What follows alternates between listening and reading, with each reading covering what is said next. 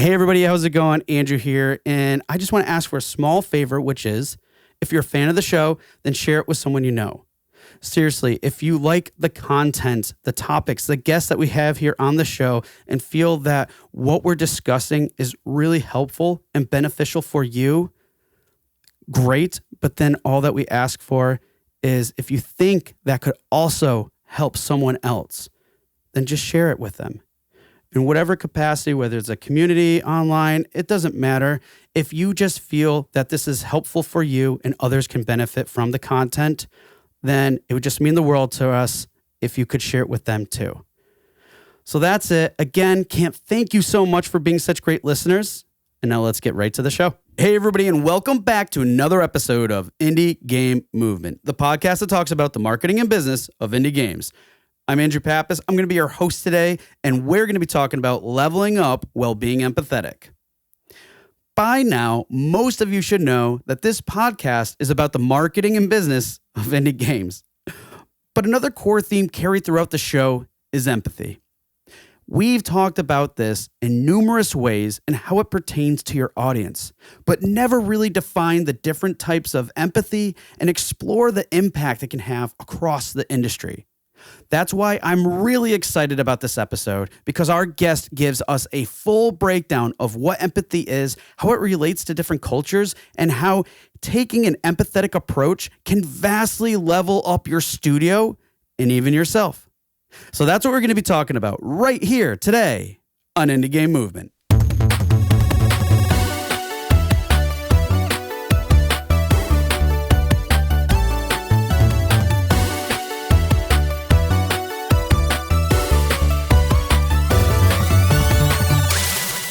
Hey, everybody, and we're back. And today with us, I have Tina Mary. Tina, how's it going? And thank you so much for being with us today.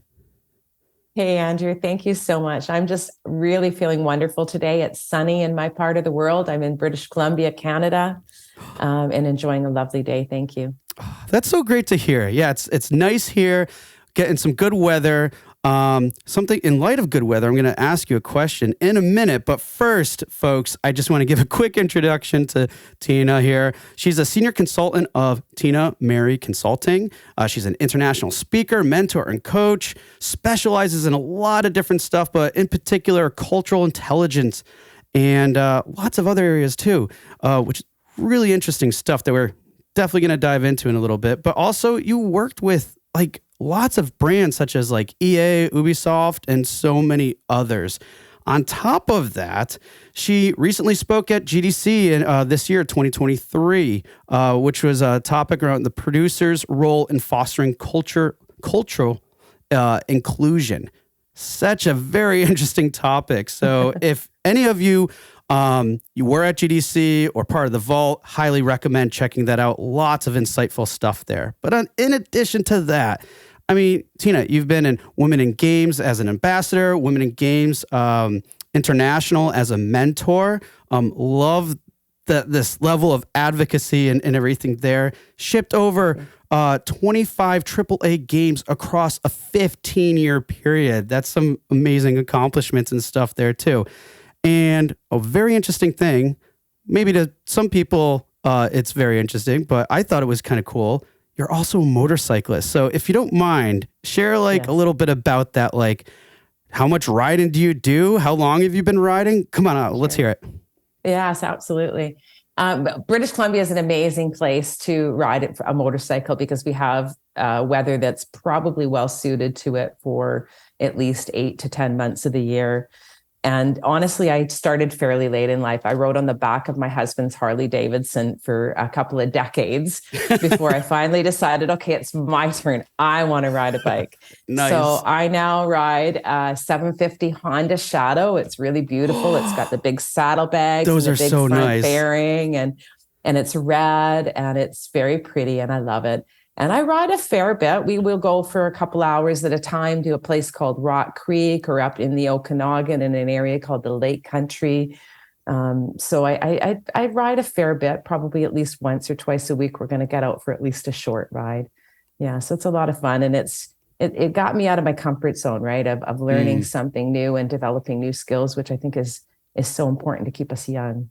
Yeah. And was such a fun one too, right? I mean, there's lots of ways to get out of your comfort zone, but I mean, I think a bike's definitely one way to do that. I might do that down the road. We'll see. I don't know, but you're inspiring me more to kind of make there that call down the road. Awesome.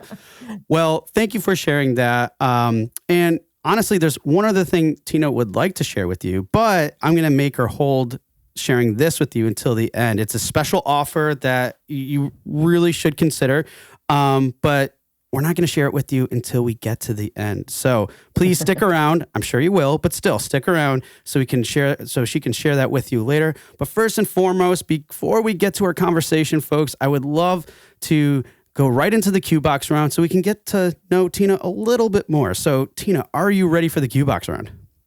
Sure, you bet. Awesome. So what would you say is the most common mistake you see companies make in the industry with their businesses? It's all about the mission. It's not showing alignment in the mission, clarity in the mission. Most of the misunderstandings and challenges that happen in projects are going to occur when the leaders or their teams are working in a vacuum. When people are not clear on what matters most or why decisions are made or who's making them. Once we're getting aligned on those things, we can swim in the same direction. We can get things done more effectively. So really, yeah, it's clarity in the mission. When we start from there, when we give everybody a really clear North Star of what we're trying to achieve and why, we're able to resolve so many of the challenges we see in business. I absolutely love that. And it's not, folks, like she said, it's not just about keep on swimming. It's making sure everybody's keeping swimming with you. So exactly. Love it. Exactly. And that's, and then let's talk about the approach. How are we going to deal with that challenge, right? How do we tackle that? And to your point, getting us swimming in the same direction is about facilitating that all voices are heard, right? Yeah. And we're going to talk a little bit more about this in this conversation about empathy and what we mean by cultural intelligence, but really finding ways to break down those communication barriers to ensure everybody's concerns are expressed, everybody's voice can be heard, everybody can contribute their insights and thoughts into what we're building and what we're achieving. So really focusing on helping your teams build the skills so they can tackle these challenges more effectively. Absolutely. And having clarity on that mission along the way is how I would approach it. Nice. So important. Another thing you said too, which is my next question here, just curious about, is like, what's one of your main approaches to tackling problems? Well, as I said, I think it's identifying how am I going to get all those voices heard. So I need to plan very, very specifically. If we know what the problem is, that's 99% of the solution is getting to identifying the problem. So really ensuring everybody's clear on what is the problem, what is the impact, what's going on with it. And then creating a safe place for everybody to contribute ideas for how to resolve that issue. Or if somebody has a very strong idea, the leader thinks this is how we need to resolve it, they're still inviting other perspectives to challenge their own. Love it. Such a great way to phrase that. All right. And last but not least here for the Q Box round is, what game are you playing now? It's funny when you asked this question, I wanted to share something. For many years, I used to struggle with thinking of myself as a gamer. I worked in AAA games and I felt guilty about not being what they thought of as a gamer, because most of my peers were hardcore console gamers. Ah, okay. And I'm mostly a mobile and a puzzle gamer. I'm what we would call a casual gamer. My daily, for many years, daily guilty pleasure is still Candy Crush, I confess. I like simple games that work my brain. I like this new Wordle. I like Sudoku. I like things that I can pick up and put down quickly, but they really challenge me and then sometimes put me in this relaxed state of concentration, which was what I find Candy Crush interestingly does. It puts me in a place where I'm enjoying it, I'm getting engagement, but I'm in a relaxed state of a concentration that my mind can wander in other places too. So that's a little bit about me and my game habits. And I like that too, because I mean, hey, look, a big reason for playing games is like what? Having them be rewarding, but being able to be relaxed and comforting. And that's another form of reward in a way. So the game's still doing what it's supposed to be doing. You're happy. Everybody's happy. So I love that you shared that, because sometimes people are like, oh, casual games, especially like maybe most of us on the show, but it's like, no, every game has a place for you or whatever the game is. So I love it. I love it. All right. Well, thank you so much for sharing a little bit more about yourself and everything. And as you said, there's lots of things that we want to dive into today, especially with this subject, because basically we're talking about, leveling up while being empathetic. And folks, as you know, this has been like the theme of the show is about the marketing and business, right? But there's an underlying theme. And it's funny because I shared this with Tina a while back when we were talking about having her come on the show, but like it's really a core theme of the show here. So I couldn't think of a better person to have this conversation with about, how to level up while being empathetic as it applies to like marketing and business. So here we are. That said, well, I want to kick things off with saying that empathy is just really an overarching theme, like I just said on the podcast. And we discuss its significance in various ways. Like I've said, in the past, I've talked about like how it's important to know your audience and be empathetic of your audience and stuff. But like in general, Tina, why do you feel that this theme, this idea of empathy is so important as it relates to the game industry? Yeah, I'm looking forward to getting into the definition a little bit more. But yeah, when we think about this overarching principle of empathy in the games industry, it's affecting everything, right? As you said, it's affecting our ability to understand who we're building the games for. It's our ability to understand and relate to the people who are building the games and the people that we're working with, our marketing and our publishing partners and development partners and so on. So really, this ability to be able to take perspective and be mindful of others' perspectives is critical to every aspect of the games in business, right? We cannot be successful without empathy.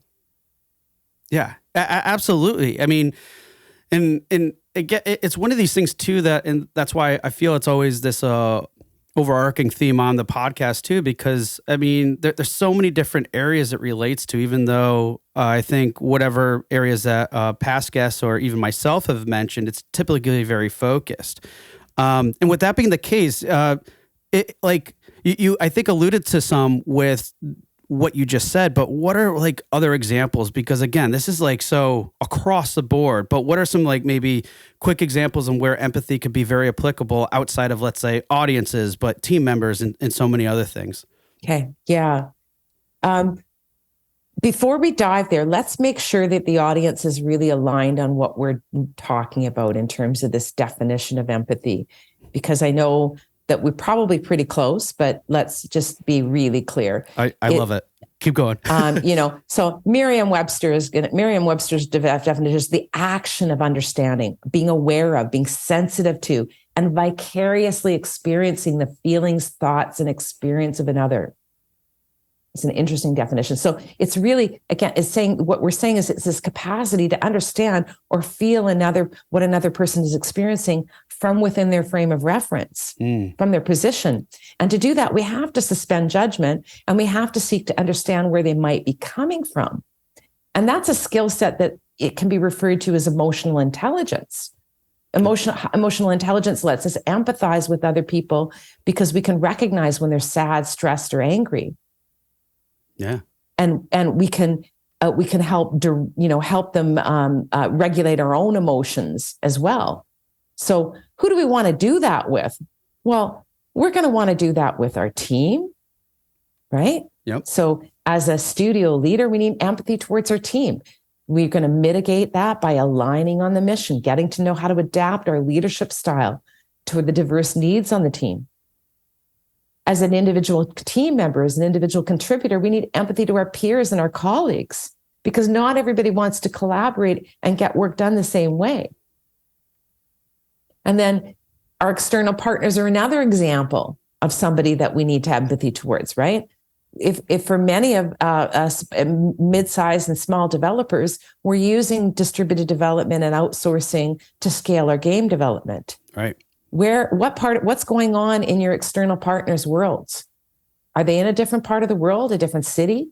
What holidays or significant events might be different from your own culture, and what assumptions might you be making? Yeah. You right? know, I'm so glad you define these things further, because again, I mean, everything we do, like that's why I keep saying this in general, like people I meet and everything. It's like everything that we do, not just in this industry, but in life too, really comes down to having like an empathetic approach in terms of if you really want to either help others or even help yourself succeed, because that level of communication that empathy provides really allows us to be able to do that. And what you just explained really gives us, I would say, a better understanding of empathy as a whole, especially how it can, guide us towards becoming, not just, like I said, better people, but also communicators and leaders, especially within this industry. Now, yeah. Exactly. With that in mind, though, I'm curious, sometimes, empathy can actually be misused, or let's say even become overwhelming. So when those scenarios or situations happen, and if there's any examples you can think of, that might be helpful in this too, but like, what are good ways to avoid potential traps of becoming disingenuous or distraught, and how people may use empathy? Yeah, great question. So disingenuous, there's a risk someone with less than stellar motives could be leveraging your empathy to their own ends. And that particular action can relate to a phenomenon which is sometimes referred to as emotional manipulation. And the offender, it might be tapping into feelings of guilt and applying bullying tactics and so on.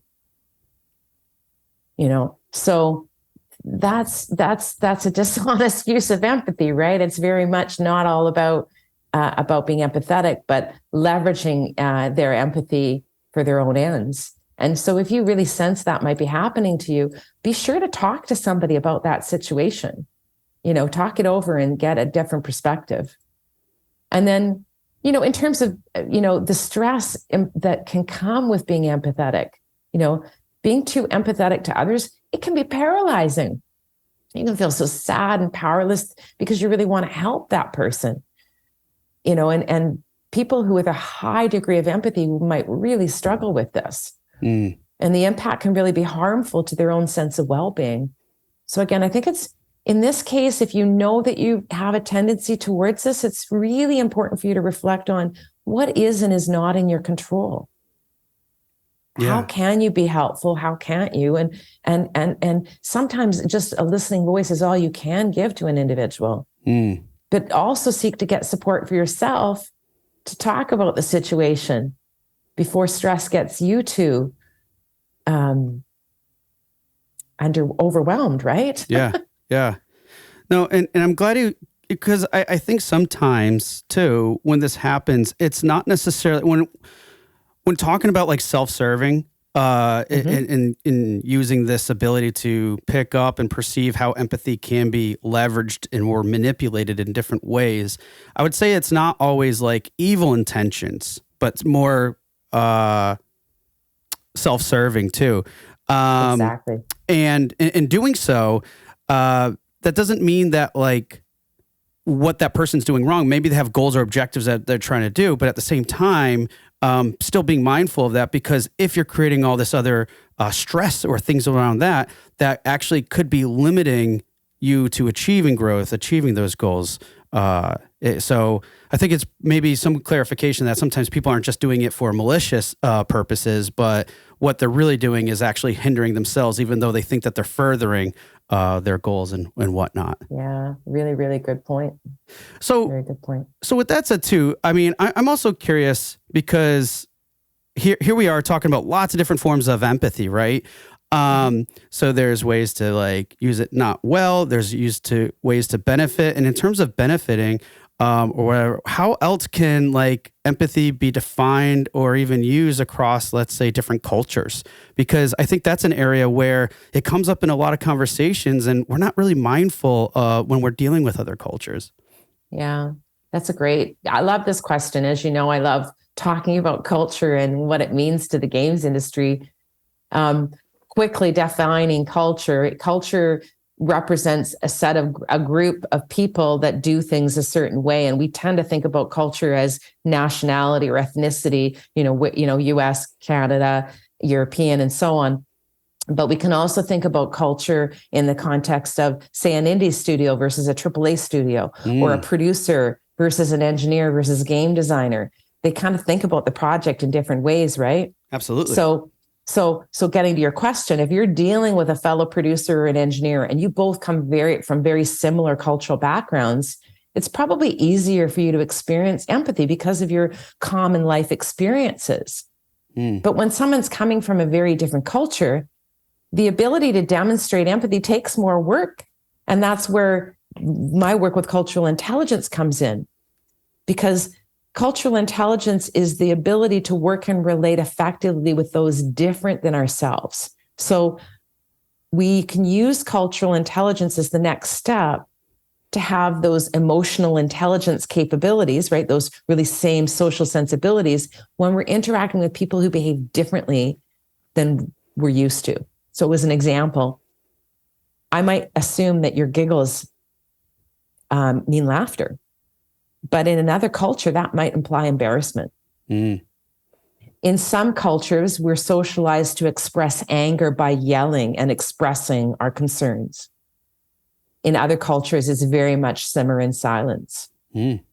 Public praise, right? It can be very appreciating in one cultural context and humiliating in another.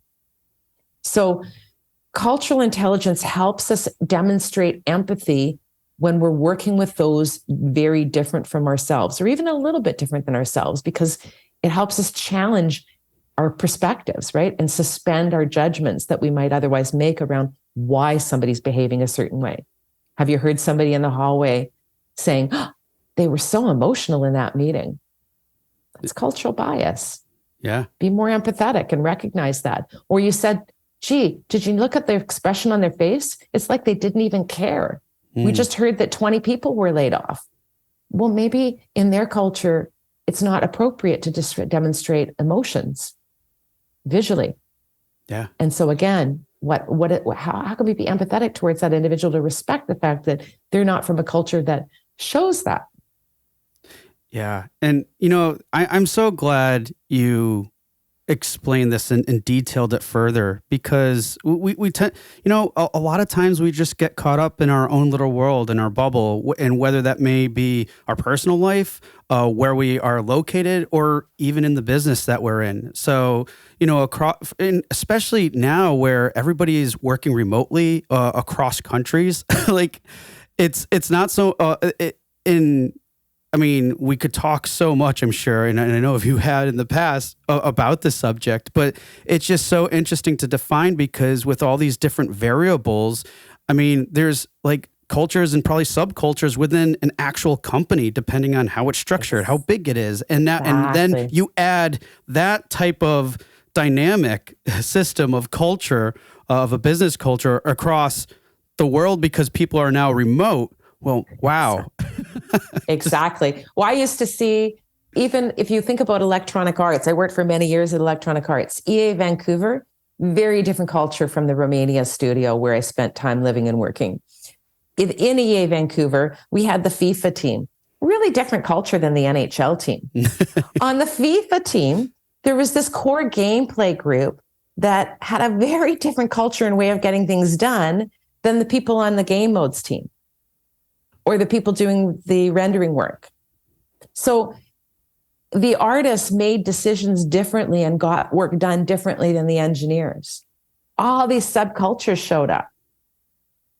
I worked on a single project where half of my team was in Vancouver and half was Eastern Europe.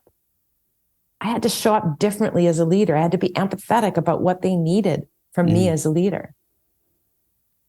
Yeah. And you know what? It's really interesting that you say that too, because if you think about it within that context, it's really kind of, it really comes down to, even with the work that you're doing. Again, on the show, we talk a lot about like knowing your audience, being empathetic towards them. But again, that totally does, that similar approach is also important within your business, within the people you work within all those things, especially if you're going across borders, because or working with people that are located in different locations. Because that by that example you just provided, and really understanding, who you are talking to and everything, it's, yes, you're one of the same, you're rooting for the same team, you're all together in that effort. But then I think understanding that distinction, and that there is a distinction, I think can just, like you said, make you that much more of an effective and better leader, opposed to just leading in with like, oh, I'm just going to do this how I normally do it. But it's like, wait a minute. Could there be a difference here? Could I communicate things better?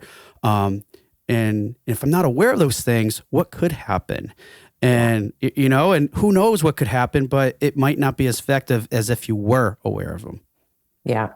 A simple way to think about this is empathy is cultural, right? Respect is cultural. Yeah. Our ability to understand what respectful behavior is depends on the cultural situation. Respectful behavior in a church looks different than hanging out with a sports team in a sports bar. Yep. Absolutely. I'd hope, at least. Yes. And in fact, when we think about cultural intelligence, we're all applying it when we change our behaviors based on the situation that we find ourselves in. It's a clear example of demonstrating cultural intelligence in the act of applying empathy, because we're understanding that we could be more effective or more kind or more have a better outcome. The way we speak to a child, as an example, we might not speak down to them, but we will speak more clearly to them in a way that won't confuse them. We're being culturally intelligent. Yeah. Yeah. And again, I mean, how we've been talking and everything too, these are all things that don't just relate to, your business. It kind of relates to interacting with people as a whole. And in doing so, and keeping these things, this mindset and approach and everything else, it's ultimately going to be beneficial for everyone involved, which exactly I think is so helpful in understanding and knowing that. It could take a little extra work to wrap your mind around how things can be very different and everything. But I don't know. I would just feel that the reward far outweighs any of the friction or time it takes to understand those things a little bit more. Exactly. So I kind of want to shift things a little bit in terms of, understanding a little bit more like who we're empathetic towards. And I'm going to kind of do a reversal here, because I think this is just important as everything else we talked about. Because, we defined lots and lots of different areas and variables in terms of who and what and situations that, we really should be mindful of and empathetic towards. So now that we have this clear understanding, sometimes we don't necessarily think, or rarely think, or if ever, the importance of being empathetic to ourselves. So why is this important? And what are the benefits that come from practicing this? Yeah, I love this question, because I think you're absolutely right. We're not kind enough to ourselves. Sometimes I can hear myself making negative self-talk sometimes when I'm challenged with a new activity or is trying something new that's stressful. Why do we want to care? Well, because by having a core balance is a core value for me. And what I mean by balance is having a healthy, holistic life balance, the ability to focus on work when work gives us energy and excites us, being able to focus on family and health when that's what the priority is. And I think balance and self-care are the best ways to help others in the world around you succeed. You're demonstrating an example of what good looks like. When we're rested, when we're lower stress, when we're nice to ourselves, we're nicer to be around. other people like being around us more. We're more effective in our work. We can think more clearly. When we demonstrate life balance by taking off time for our children's concert or leaving work on time to have that dinner date with your partner, you're showing others that it's okay to have a life outside of the workplace. And when we just demonstrate and practice self-empathy, we're also less likely to, again, get into the spiral of the negative effects of stress and to become depressed and to impact others with that depression. We're able to better cope with adversity and help others face the adversity that life challenges us with. We're able to inspire others to be kinder to themselves by seeing that it's okay to be kind to ourselves, to demonstrate self-empathy. Yeah. And by understanding ourselves better, by demonstrating empathy towards ourselves and looking into our souls to see why we should care, we actually will start becoming more empathetic to the world around us. We can kind of start to continue that journey. We can continue that journey of suspending judgment and really creating better outcomes for everybody. You know, you shared so much in just that short response. Like, I feel like there's a few things I would unpack a little bit there. Sure. So one thing was kind of like, I loved how you called out to, like, basically by doing that practicing self-empathy is really a form of, you know, setting examples, setting expectations for others. Because let's face it, I feel like we're in a world, especially with things like social media, especially Facebook, where we kind of get caught in the trap of comparing and despairing. So exactly.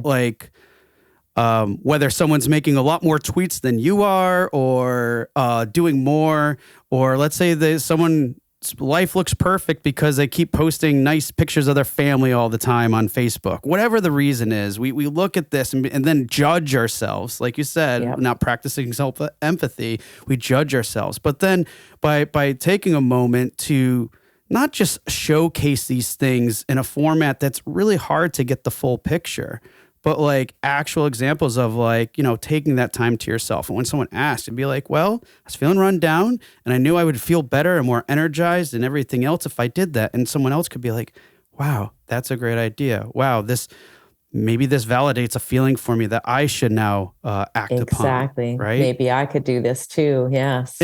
And again, like you said, by just simply taking action, there probably doesn't even have to be much discussion around it. You're empowering others around you, which I think is so cool. And because I would love your thoughts on this. I feel that most people, the reason why they don't do things like practice self-empathy is because they feel, oh, this is self-serving. And then it comes to that limiting belief. But the reality is, it could be very much quite the opposite. Yes, you're absolutely right. And an example of that is the one I gave about going home early. I used to see that with, especially earlier in my career when I was managing younger managers, people who were evolving into leadership roles. And they thought that the way that they needed to show up was to work very long hours and be there on the job all the time. This was, of course, in the days before all the remote work, and everybody was a lot more visible with those long hours of work. And you had to explain to them that you're hurting your team because they won't go home until you do. So you're a new manager. You need to demonstrate what good looks like. And it was a mindset shift for them. You can't assume that they're going to understand that right away. You're right. The perspective was, oh, that seems selfish. Like, shouldn't I stay longer? Shouldn't I be the last person standing? Well, no, not necessarily.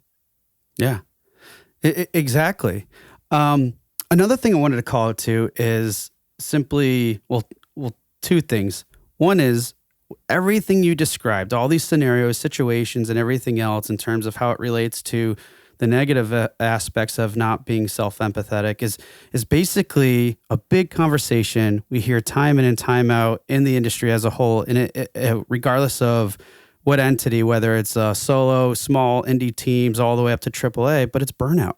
Yes, exactly. Right? That was a word was running through my head as you were speaking. I was like, he's going to say burnout. He's going to say burnout. Yeah, exactly. That's exactly the impact, right? We're losing people, good people that are leaving the industry because they're not allowed to embrace this act of self-empathy, or they're not being taught to do so, or we're not creating a culture where it's safe to do so. Right. And again, it goes all across the board. It's funny because I'm not going to go into this too now, but I had a previous guest on the show too, Kevin Sheepers.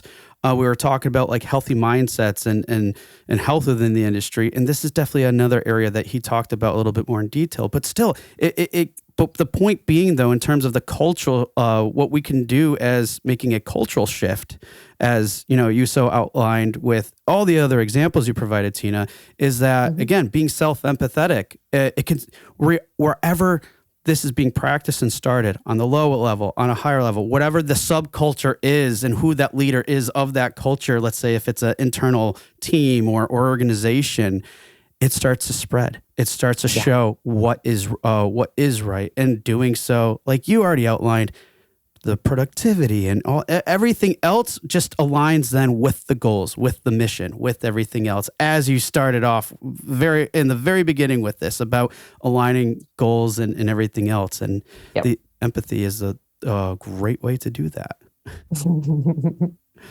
And the last thing I was just going to add, you talked about sleep. My goodness. Like, how many times have I not gotten enough sleep? And I don't know, maybe some of you can relate, where I then wake up the next morning and man, I'm feeling down. I'm having like limiting thoughts or whatever the case might be. But when I have a good day, wow, I'm ready to tackle the day. And it might not be all the time, but anyways, just saying. Exactly. And in fact, as a side note, one of the areas of work I do is in helping leverage culturally intelligent strategies to mitigate bias and in our decision making, and our ability to be empathetic and not trigger emotional or cultural biases comes from exactly one of those what you mentioned there. A key strategy is managing our mental and physical fatigue. That's a very specific strategy we need to take. We should not make difficult decisions especially where they involve culturally diverse situations when we are stressed or tired. Yeah, it's just not good. So if we can avoid that, and Tina just outlined lots of various ways you can do that, then man, I mean, then we'll just all be on a path, or hopefully all of us on a more productive, efficient, and I don't know, a brighter future for the industry and the world, right? So yes, absolutely. Awesome. Well, Tina, there was like so much we unpacked it in there and everything else. And I want to kind of start getting to closing here. So in light of everything that we discussed, what are some tips or suggestions you have in terms of what we discussed here today? Yeah.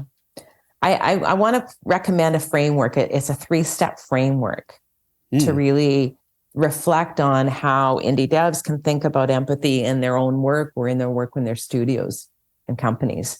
And the first step is define it. And this goes back to the mission stuff, right? Being clear on the mission. Really, really be clear on why empathy matters to you and to your team.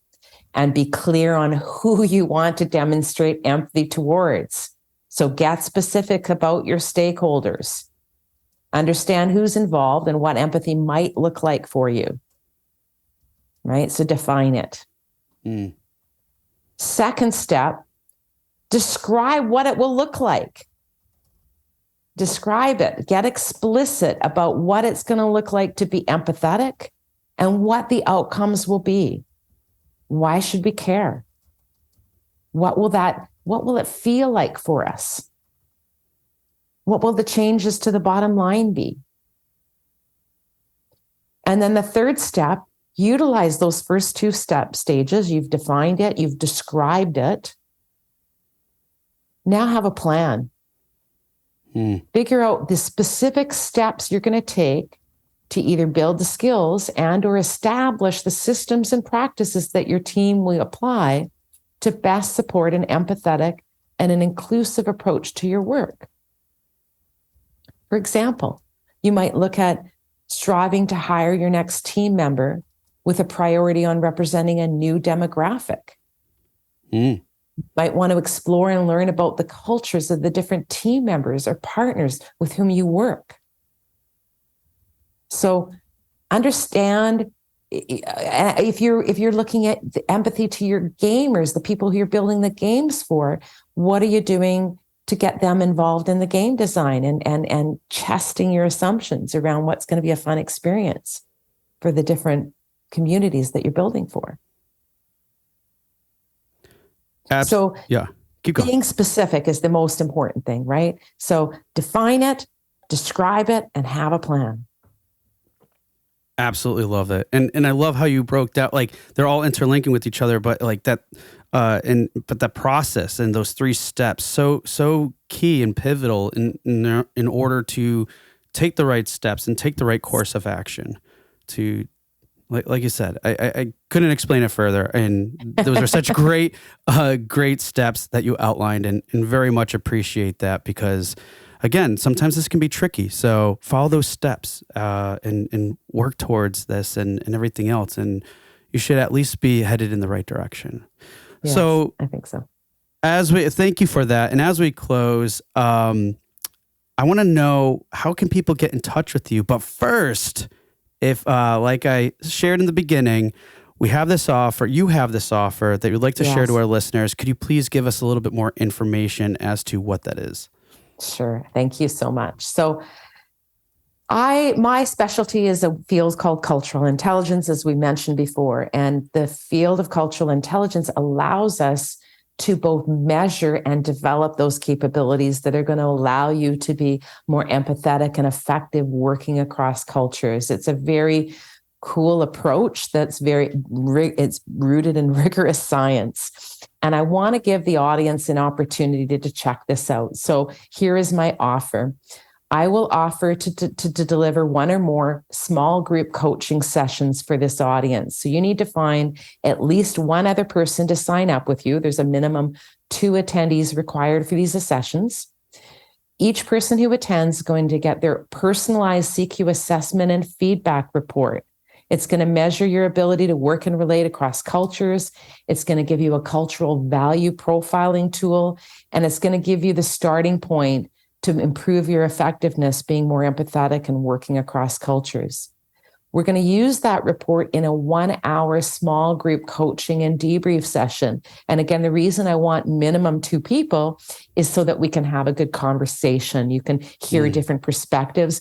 We're going to unpack the reports, and you're going to develop your own personalized strategy to improve empathy and effectiveness. And the last thing I'm going to give you is a very cool handout to mitigate bias and to improve your ability to be effective across cultures. There's a bunch of activities and specific strategic information that will complement this coaching session. And there'll be more information on my site about this. I'm offering this at a very heavily discounted price, and I hope you have a chance to take advantage of it.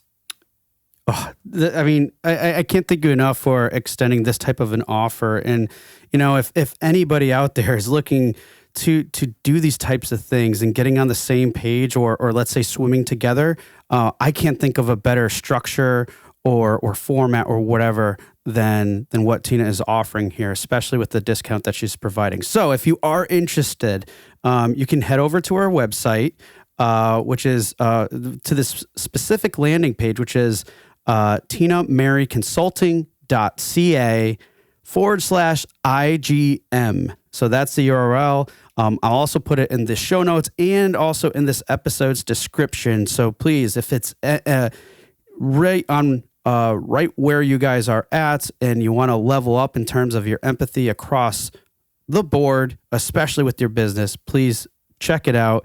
It's, again, Tina, I can't thank you enough for offering that discount. But if there's other things that people are looking for and other services that Tina offers, because there's quite a bit, there's a lot of areas she can help your team with.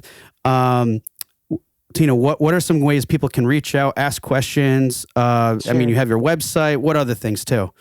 Yeah, absolutely. So anybody can reach me at tinamary.ca. So feel free to send me an email if you have any questions about my offer and or the program content today or the work I'm doing. You can find me on LinkedIn. My profile ends in a 3, so Tina Mary 3 is the profile. But I think if you look for Tina Mary and culture, you'll find me pretty easily on LinkedIn as well. Happy to connect, happy to share more about my work. As Andrew said, I work in a lot of different ways. I work with individuals, I work with leaders, I work with teams and studios.